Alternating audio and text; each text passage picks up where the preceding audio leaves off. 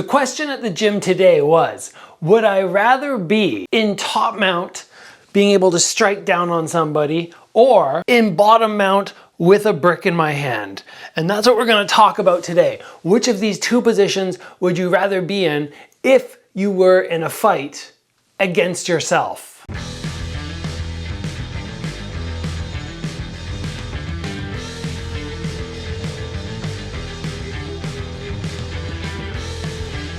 Before we get into this somewhat fun but ridiculous episode, I want to remind you guys that we are less than 3 weeks away from the launch of my upcoming defense course, where we are going to focus on so many elements of defense, going through fundamentals, talking about more complicated things like, oh, how do I stop blinking and being gun shy, talking about best partner drills which you can utilize, solo training drills for defense. We have so much. 20 plus videos which you will have access to, and live calls where I'm going to meet with all of you guys, and we're going to go through your questions about defense, questions you might have about the course. You're going to learn so much. This is really a one-of-a-kind course. Why did I make my first online course about defense?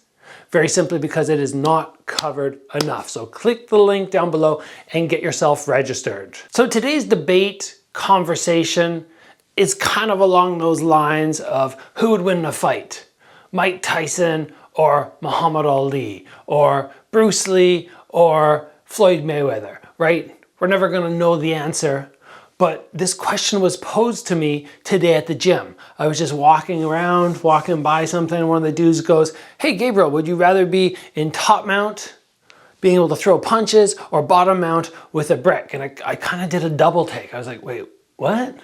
And he repeated it and I went, oh, okay, I get it. But right away my mind went to fighting, the way I fight. MMA or something like kickboxing, I was thinking with rules. And I had my opinion, I threw it out there very fast, and then I clarified and he said, no, we're not talking about in a jiu-jitsu gym or in an MMA fight, we're talking about on the street. So I wanted to clarify that for you right away so you guys can make your decision fully informed. In a street fight, would you rather be on your back with that brick in your hand or over top throwing those punches? And you can throw your comment down below. I'm pretty sure if we get good views on this video, people are going to be going back and forward and we're going to get lots of stuff happening in the comments. Keep it polite, guys. Don't criticize other people in a super negative way. We all have our opinion. There are all reasons why we have our opinion. So here's the interesting part. There were about 5, 6 guys sort of hashing out where we'd rather be. All the jiu-jitsu dudes picked I'd rather be on my back with a brick. All the strikers picked I'd rather be on top throwing down punches. And of course, you guys will have your opinion. And I know a lot of people, I was just mentioning this to my dad actually, and he was like, oh yeah, I'd rather be on my back with the brick. Now, my thought process is pretty much, if I can be on my feet and I can have the highest level fighters in the world throwing punches and I've never been knocked out, that somebody with a brick in their hand is gonna have a hard time connecting with me because I can just lean backwards, right? This is so slow compared to even a punch from here. Like the speed is so slow. But the thing to keep in mind, of course, is you only have to connect one time with this weapon. And that pretty much goes anytime you're in a street fight. If you can pick up something to defend yourself, you are probably going to have a good advantage. But from your back, without that rotation, I kind of think it's not as powerful as people think. Now, what was pointed out to me was, well, what if the guy comes down to the groin? Or what if he swings to your knee? And yes, both of those are elements which I did not initially consider. I was mostly just thinking about this guy has to actually land on my head. But still, I feel like being in this position, being able to control somebody's shoulder. They have the brick, I put my hand on their chest, I slide over and I control that brick arm. So all they're able to do now is this, and then I'm raining down punches on them and I can tip back at any point I want. If they go to hit me in the knee or something, I mean, I've clashed knees. Even tonight I was sparring with a couple of my students and we went knee on knee clash. Always hurts.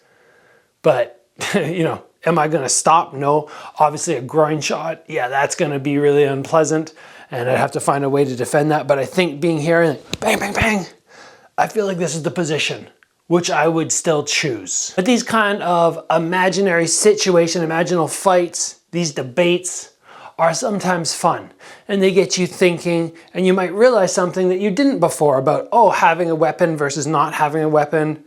And it might lead you down the road to being like, whoa, this guy wants to fight me and he has a weapon and I need to consider all these elements really fast, but I don't have enough time. But now maybe with this episode, you will start thinking about things which you wouldn't have and it might help you in the future. That's why I like having conversations like this.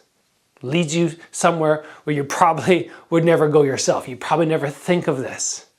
And it just is kind of fun. So if you have a very strong opinion, but you want to get others involved, make sure you share the video because I feel like we're going to go back and forth. But what I've seen so far after talking with people is the jiu-jitsu guys are very strong in the idea of being on their back with the brick.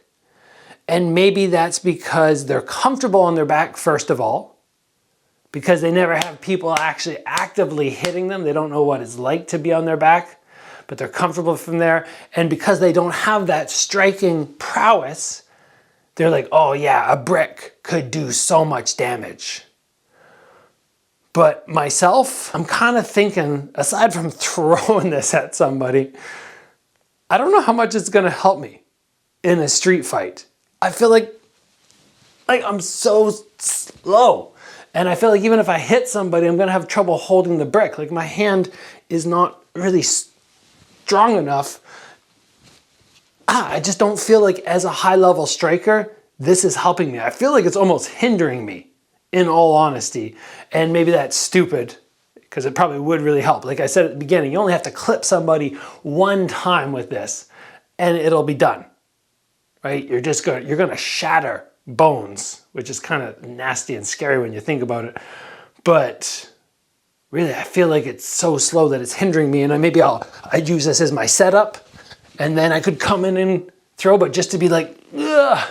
And that's what most people from their back are gonna do. They're not gonna be setting anything up. They're just gonna be swinging and hoping they hit. So drop your opinion in the comments below. Get some other people involved. We're gonna have fun with this one. And of course, guys, as always, train hard. I will see you back here soon for another video.